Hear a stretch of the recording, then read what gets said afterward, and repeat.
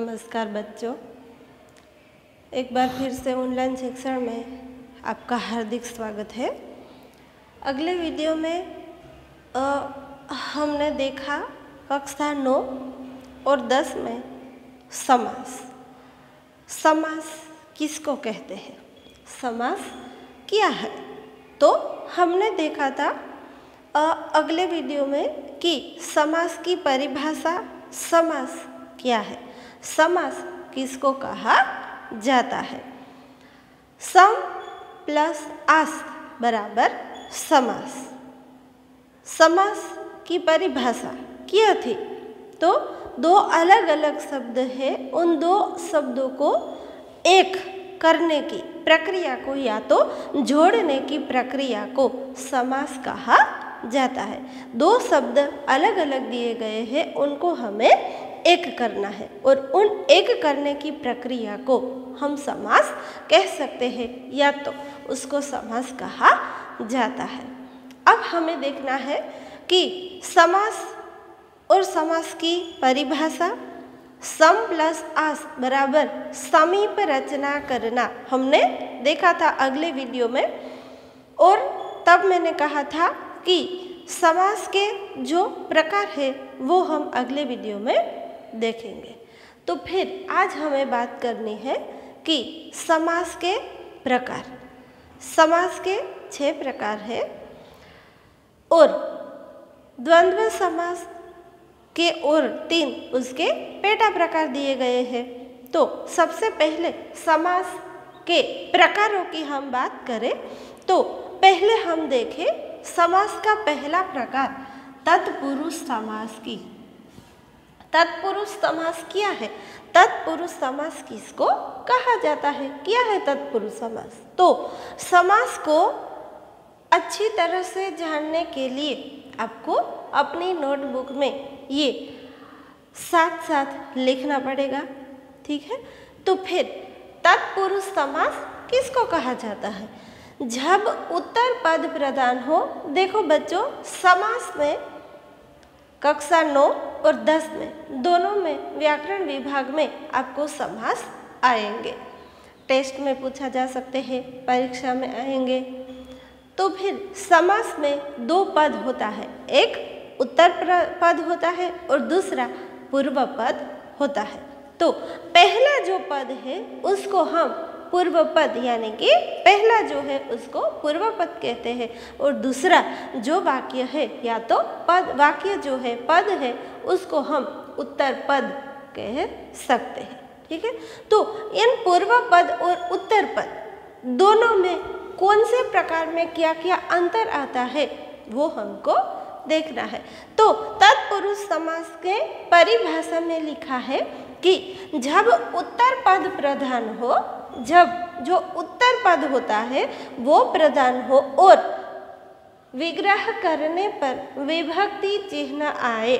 आपको संस्कृत में विभक्ति आती है ना, जैसे मैंने इधर लिख लिया है आपकी जानकारी के लिए कि कर्म, करण, संबंध, अपादान, संप्रदान, संबंध, ठीक है, अधिकरण। तो ऐसी विभक्ति चिन्ह जिसमें आए विग्रह करने पर, विग्रह यानी कि उसको अलग करने पर, ठीक है। समास की परिभाषा हमने देखा था कि 2 शब्द जो है अलग अलग उसको जोड़ने की प्रक्रिया को क्या कहते हैं, समास कहते हैं, ठीक है। अब इन दोनों के बीच उत्तर पद और पूर्व पद, पूर्व पद उत्तर पद इसमें तत्पुरुष समास में कैसा है, तो के उत्तर पद है वो प्रधान है और विग्रह करने पर विभक्ति चिन्ह जिसमें आए, ठीक है, उसे तत्पुरुष समास कहा जाता है। देखो सब समास के प्रकार में हमको लोप अलग अलग तरीके से आता है और अलग अलग तरीके से करना पड़ता है, लेकिन तत्पुरुष समास में उसका लोप हो जाता है, किसका, तो के अधि विभक्ति चिन्हों का, ठीक है, अधिकरण, संप्रदान, अपादान, कर्म, ठीक है। तो इन विभक्ति चिन्ह जिसमें आए उसे तत्पुरुष समास कहा जाता है। पहला मैंने लिया है, सबसे पहले बता देती हूँ कि कर्म तत्पुरुष अधिकरण तत्पुरुष, करण तत्पुरुष, संप्रदान तत्पुरुष, अपादान तत्पुरुष, संबंध तत्पुरुष और अधिकरण तत्पुरुष। ये क्या है? विभक्ति है। ठीक है, तो कर्म, करण, संप्रदान, अपादान, संबंध और अधिकरण, इन विभक्ति चिन्हों के आधार पर आप सबको कर्म का को करण है से संप्रदान में के लिए, देखो इस बात का ध्यान रखना है कि इस बात पर आपको उसका लोप करके फिर हमारा जो तत्पुरुष समास का जो उदाहरण है वो हमको लेना है। तो संप्रदान में के लिए आएगा। अपादान तत्पुरुष जब हो विभक्ति अपादान की, उसमें से आएगा। अब इसमें ध्यान रखना है कि करण और अपादान दोनों में से आते हैं। ठीक है, पितृ से तर्पण, पितृ तर्पण। ठीक है, तो करण में और अपादान में दोनों में से आएंगे। संबंध में उसका संबंध पितृ का पक्ष, तो पितृ और पक्ष दोनों के बीच संबंध हुआ। पिता का बेटा, तो पिता का बेटा के साथ क्या हुआ? संबंध हुआ। ठीक है, मृग का शिशु, तो मृग का उसके शिशु के साथ, उसके बच्चे के साथ क्या है? संबंध है। संबंध तत्पुरुष और आखिरी है अधिकरण तत्पुरुष, विभक्ति अधिकरण। उसमें में संबंध में का आएगा और अधिकरण में आएगा। ठीक है, तो कर्म, करण, संप्रदान, अपादान, संबंध और अधिकरण को, से, के लिए, से, का और में, इन शब्दों के आधार पर हमको शब्द को अलग अलग करके वापस उसको जोड़ना है। शब्द उदाहरण मैंने लिया है स्वर्ग प्राप्त। अब विभक्ति चिन्ह इसमें कहा है परिभाषा में कि विभक्ति चिन्ह आए, तो विभक्ति चिन्ह कहाँ आई? तो के को में। स्वर्ग प्राप्त, स्वर्ग को प्राप्त। अब विभक्ति चिन्ह कैसे आई? को किसमें है? कर्म तत्पुरुष। ठीक है, कर्म विभक्ति हमारी इधर दी गई है कि स्वर्ग को प्राप्त। मंत्र मुग्ध, मंत्र से मुग्ध, करण और अपादान दोनों आएंगे। लेकिन फिर भी अपनी जानकारी के लिए मैंने मंत्र से मुग्ध, ये करण तत्पुरुष, इसमें विभक्ति ली गई है। विद्यालय, विद्या के लिए आलय, विद्या के लिए आलय। संप्रदान हमारी विभक्ति है, संप्रदान। विद्यालय, विद्या के लिए आलय। ठीक है, धर्म विमुख, धर्म से विमुख, अपादान तत्पुरुष, विभक्ति। ठीक है, धर्म से विमुख।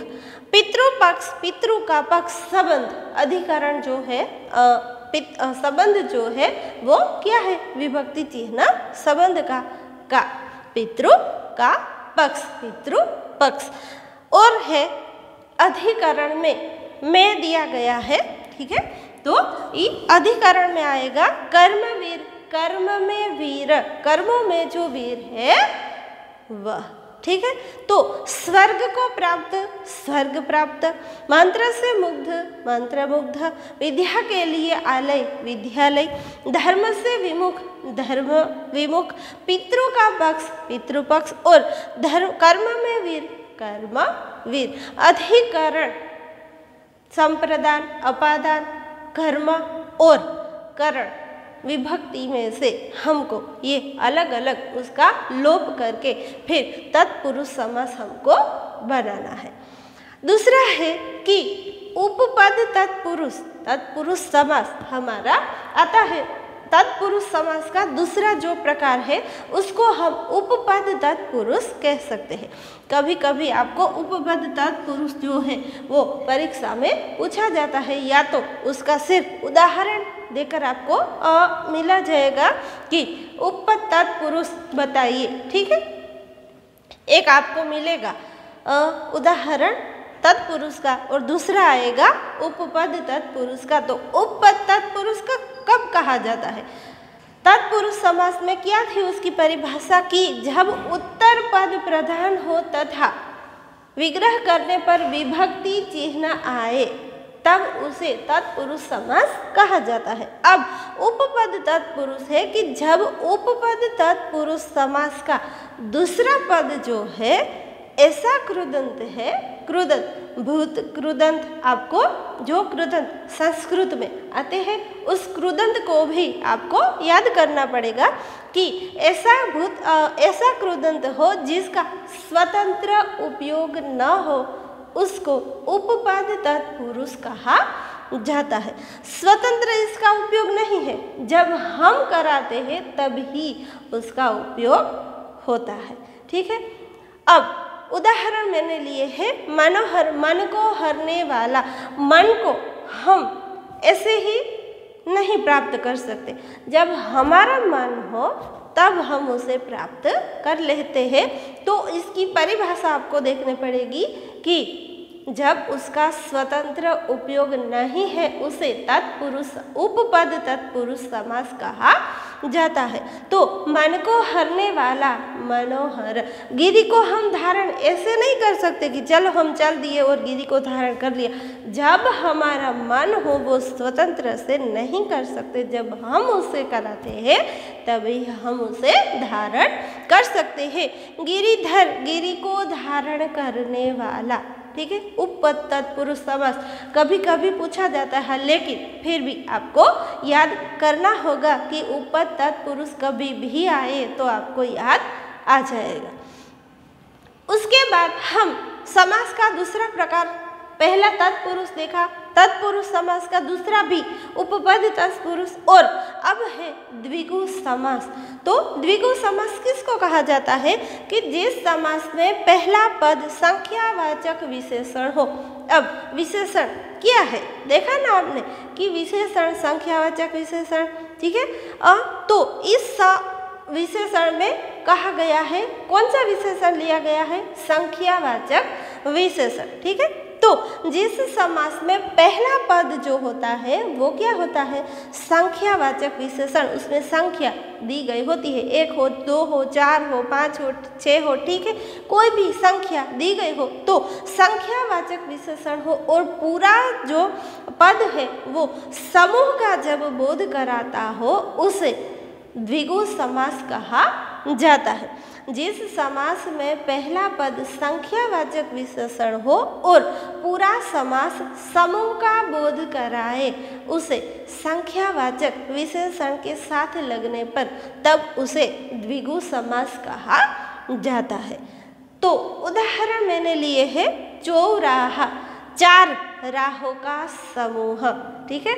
चौराहा 4, ये क्या हो गया, हमारा पहला पद जो है वो चौ हुआ। ठीक है। राहा जो है वो पहला पद हमारा है, दूसरा पद जो है वो राह शब्द लिया गया है। चौराहा, चौ यानी कि 4 राहों का समूह। पूरा समूह जो है वो समूह का बोध कराता है, तब उसे द्विगु समास कहा जाता है। दूसरा है नवग्रह, 9 ग्रहों का समूह।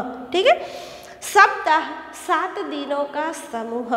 ठीक है। अब हमने देखा कि द्विगु समास में पहला पद जो है संख्यावाचक विशेषण है, दूसरा पद जो है वो पूरे समास में पूरा का समूह कराता है, तब उसे द्विगु समास कहा जाता है। तो 4 राहों का समूह चौराहा, 9 ग्रहों का समूह 9 ग्रह, अब 7 दिनों का समूह 7 ग्रह। ठीक है।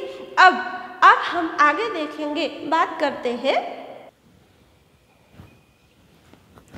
अब कर्मधारय समास। तो कर्मधारय समास किसको कहा जाता है, तो पहला पद विशेषण हो, जिस समास में पहला पद विशेषण हो और दूसरा पद विशेष्य हो। अब विशेषण तो आपने देख लिए कि विशेषण किसको कहा जाता है, जब एक वाक्य जो होता है उसको विशेषता उसमें दर्शाता है तब विशेषण होता है। तो पहला पद विशेषण होता है और दूसरा पद विशेष्य हो, अथवा जिस समास द्वारा किसी की तुलना या उपमा प्रकट की जाए उसे कर्मधारय समास कहा जाता है। याद रखना है कि पहला पद विशेषण है, दूसरा पद विशेष्य हो तब हमारा कर्मधारय समास बनेगा। या तो ऐसा कहीं भी वाक्य आएगा कि जिस वाक्य में एक वाक्य को द्वारा दूसरे वाक्य जो है उसकी उपमा दी गई हो, ठीक है, उसकी तुलना उसमें की गई हो, वो भी कर्मधारय समास कहा जाता है। ठीक है, तो पहला उदाहरण मैंने लिया है महाकवि, महान कवि, ये विशेषण है हमारा महा, और कवि वो हमारा विशेष्य है। ठीक है, तो महाकवि, महान कवि। अब तुलना या उपमा प्रकट की गई हो जिस वाक्य में, वो भी कर्मधारय समास कहलाएगा। तो दूसरा है धरती माता, उसकी तुलना की गई है कि धरती रूपी माता, धरती माता हमारी है लेकिन धरती रूपी माता। अब चरण कमल, चरण रूपी कमल, चरण कमल जो है लेकिन किसके साथ उसकी तुलना की गई है? कमल के साथ। अब चरण जो है वो हमारा विशेषण है, कमल जो है वो हमारी विशेषता दर्शाता है, और साथ साथ में किसी के संबंध की तुलना प्रकट करता है। चरण कमल है हमारे पास लेकिन कैसा? तो चरण रूपी कमल, ये हमारा कर्मधारय समास हुआ। उसके बाद मध्यम पद लोपी समास, इसका जब हमने वो समास के प्रकार 6 दर्शाए थे उसके साथ मध्यम पद लोपी समास नहीं लिखा गया था। उसका कारण है कि मध्यम पद लोपी समास भी कहीं कहीं ही पूछा जाता है, लेकिन फिर भी मैं आपको बता देती हूँ कि मध्यम पद लोपी समास कहीं भी आपको परीक्षा में आए तो फिर आप कहेंगे कि मध्यम पद लोपी समास तो हमको नहीं आया था कहीं भी। ठीक है, तो मध्यम पद लोपी समास जो है, इस समास में पूर्व पद और उत्तर पद दोनों के बीच कोई संबंध होता है। ठीक है, पूर्व पद हो या तो उत्तर पद हो, दोनों के बीच संबंधित शब्दों का लोप भी होता है और वापस उसको जोड़ा भी जाता है, उसको मध्यम पद लोपी समास कहा जाता है। अब आप ठीक से उसकी परिभाषा देखेंगे तो मध्यम पद लोपी समास में पूर्व पद और उत्तर पद के बीच संबंधित शब्दों का लोप होता है और विग्रह करने कर वापस उसको जोड़ दिया जाता है, उसे मध्यम पद लोपी समास कहा जाता है। पहला उदाहरण लिया है पर्ण कुटी, पर्ण से बनी कुटी। ठीक है, जो वापस उसको जोड़ दिया है, पर्ण यानी कि आप देख सकते हैं पेड़ के पत्ते, उनसे हम कुटिया, छोटी सी झोपड़ी हम बना लेते हैं। तो पर्ण कुटी, पर्ण से बनी कुटी। वन फूल, वन में खिलने वाला फूल, उत्तर पद और पूर्व पद दोनों के बीच संबंध है। फूल कहाँ खिलता है? तो के वन में खिला हुआ है, उसके साथ विग्रह करने पर उसको वापस जोड़ भी दिया है, तो वन फूल, वन में खिलने वाला फूल।